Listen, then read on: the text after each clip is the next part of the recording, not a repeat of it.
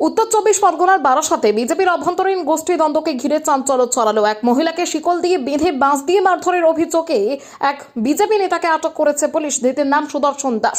স্থানীয় সূত্রে জানা গেছে, বুধবার সকালে বারাসাত এলাকায় পুরনো বিবাদের জেরে সুভদ্রা মণ্ডল অধিকারী নামে এক মহিলার সঙ্গে সুদর্শন দাসের বচসা বাঁধে। অভিযোগ, এরপরেই ওই মহিলাকে শিকল দিয়ে বেঁধে বাঁশ দিয়ে মারধর করা হয়।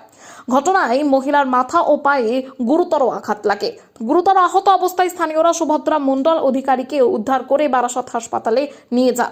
বর্তমানে সেখানে তার চিকিৎসা চলছে। হাসপাতালের বেডে বসে তিনি জানান, কয়েকদিন আগেও সুদর্শন দাসের সঙ্গে তার ঝামেলা হয়েছিল। উল্লেখ্য, শেষ পৌর নির্বাচনে সুভদ্রা মণ্ডল অধিকারী বিজেপির প্রার্থী হিসেবে প্রতিদ্বন্দ্বিতা করেছিলেন।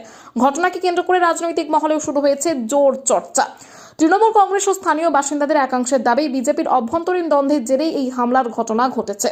অন্যদিকে বিজেপির পক্ষ থেকে দাবি করা হয়েছে, এটি পুরনো বিবাদের ব্যক্তিগত জেরে এই ঘটনা ঘটেছে। এর সঙ্গে দলের কোনো সম্পর্ক নেই। পুলিশকে নিরপেক্ষ তদন্ত করার আহ্বান জানিয়েছে তারা। ইতিমধ্যেই অভিযুক্ত সুদর্শন দাসকে আটক করে বারাসাত থানার পুলিশ ঘটনার তদন্ত শুরু করেছে।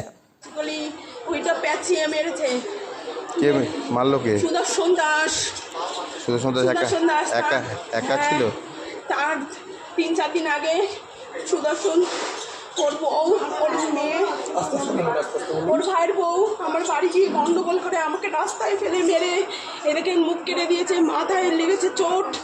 হ্যাঁ, এর বিচার আমি চাই দাদা। আপনি কি আমার মা কোথায় মেরেছে? কোন জায়গাটায়? আপনাদের এই যে খালপাড়ের ওই রাস্তা দিয়ে। ও আমার সাথে 4-5 দিন আগে গন্ডগোল করেছিল বলে আমি ওই রাস্তাতে যাই না, দেখে এই করবে বলে বলতে পারছি না। সামনের রাস্তাটা দিয়ে যায় না, পেছনের রাস্তাটা দিয়ে যায় কেন? যায় কেন? যে কাজে গেলে যদি ওকে আবার যদি মনে করে, তার জন্য ও পেছন ঘুরে বন্ধুদের বাড়ির উপর দিয়ে ওই রাস্তা দিয়ে রবি আছে না, রবি ছিল ওই যে সামনেতে যায়।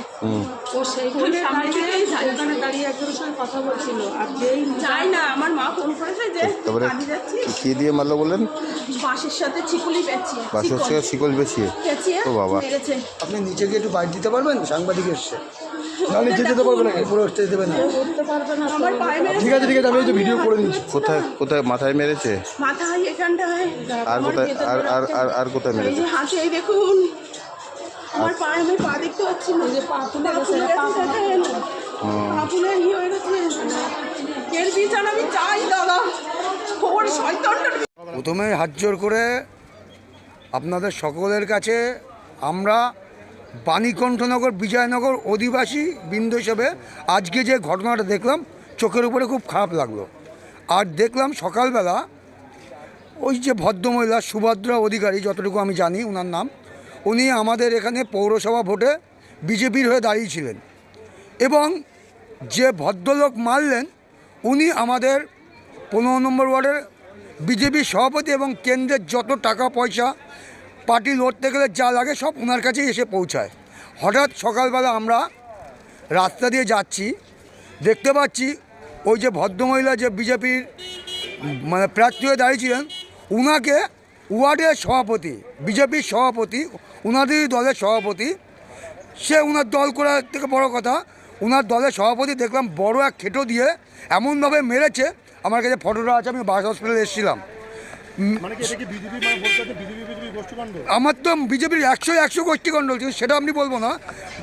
একটা মহিলা হচ্ছে মায়ের জাত। আমরা পশ্চিমবঙ্গে থেকে যতদিন দেখছি ছোটোবেলা থেকে যে আমাদের পশ্চিমবঙ্গে এরকম কোনো আইন নেই যে একটা পুরুষ মানুষ একটা ভদ্রমহিলাকে প্রকাশ্যে রাস্তার পরে মেরে কত রক্ত বেরিয়েছে দাদা আপনাদের বলে বলতে আমরা সঠিক বিচার চাই। আমার নাম পঞ্চানন অধিকারী, আমার বাড়ি 15 নম্বর ওয়ার্ডে অধিবাসী। আমি যাচ্ছিলাম পথচারী।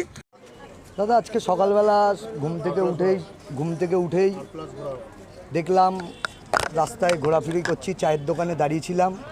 হঠাৎ করে দেখি বিজেপির 15 নম্বর ওয়ার্ডের বিজেপির সভাপতি আর এই সুভদ্রা অধিকারী যেই মহিলাকে মারধর করেছেন, সেই মহিলা বিজেপি করে।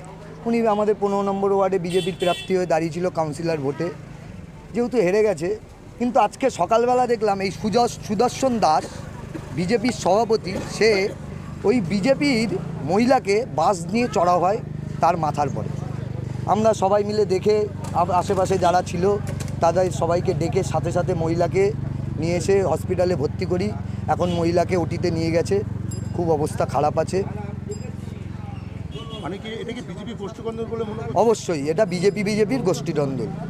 এখন কি চাইছেন আপনারা? আমরা চাই যেন এর সঠিক বিচার পাই, এটাই চাই আমরা। কি নাম আপনার? আমার নাম সন্দীপ সাহা, আপনি এলাকাবাসী? এলাকাবাসী, 15 নম্বর ওয়ার্ডের বাসিন্দা। এবার হচ্ছে আমি সকালবেলা মাঠে হাঁটতে গেছিলাম, এখানকার থেকে সব মানুষ বললো যে একজন মহিলাকে মেরে বাস দিয়ে মেরে বা কাঠ দিয়ে মেরেছে, কিকু দিয়ে মেরেছে, আমি ঠিক বলতে পারছি না কারণ আমি তখন ছিলাম না। ওই মেরে মাথা ফাটিয়ে দিয়েছে, তার রক্ত দেখলাম রাস্তা দিয়ে পড়তে যাচ্ছে এবং তার বাড়ির সামনে গিয়ে দেখলাম অনেকটাই রক্ত। এখন একজন মহিলাকে একজন পুরুষ মানুষ মারা, এটা হচ্ছে উনি আবার এই অঞ্চলের বিজেপির নেতা সুদর্শন দাস, উনি নাকি মেরেছেন। এবার সেই নিয়ে ওনারা তো এখন যাকে মেরেছে সেই তো অসুস্থ হয়ে, সে তো মাথা ফেটে গেছে, উনি হসপিটালে গেছে। আমরা এখন তাকে যতক্ষণ না দেখতে পাচ্ছি ততক্ষণ আমরা ক্লিয়ার হতে পারছি না যে সে কী অবস্থায় আছে এখন। যাই হোক, রক্ত পড়তে যেটা গেছে সেটা অস্বাভাবিক। একজন পুরুষ মানুষ হয়ে একজন মহিলার মাথা ফাটিয়ে দেওয়া, এটা পাড়ার মধ্যে। আর সামনে দোল ছিল, কালকে দোল ছিল আপনি জানেন, সেই অবস্থায় একজনকে মেরে মাথা ফাটিয়ে দেওয়া এটা ভীষণ বড় প্রবলেম। পাড়ার কারণ কি উনি বিজেপি করে সেই একটা প্রভাব খাটিয়ে একজন মহিলাকে মেরেছে। এখন তার সাথে কি সম্পর্ক আমরা তো জানি না, কিন্তু ব্যাপারটা হচ্ছে প্রভাব আমি বিজেপি করি, আমি যা কিছু তাই করতে পারি, এরকম একটা ভাব। তাই নিয়ে উনি যেটা করেছেন একদম ভালো করেনি। পাড়ার লোক খুব ক্ষুব্ধ। আমি সবাইকে ঠেকিয়ে যে ওনাকে যাতে কিচ্ছু না করা হয় তার জন্য চেষ্টা করেছি, না হলে সবসময় একটা যে কোনো সময় উনি বদনাম দিয়ে দেবেন। সে কারণে আমরা কিন্তু এটা নিয়ে ওনাকে কিচ্ছু করিনি। যে পুলিশ এসছেন এবং পুলিশের কাছে আমরা তুলে দিয়েছি যে পুলিশ যেটা বিচার করবে সেটাই হবে। সমীর কুণ্ডু, কাউন্সিলর, 15 নম্বর ওয়ার্ড, বারাসাত। উনি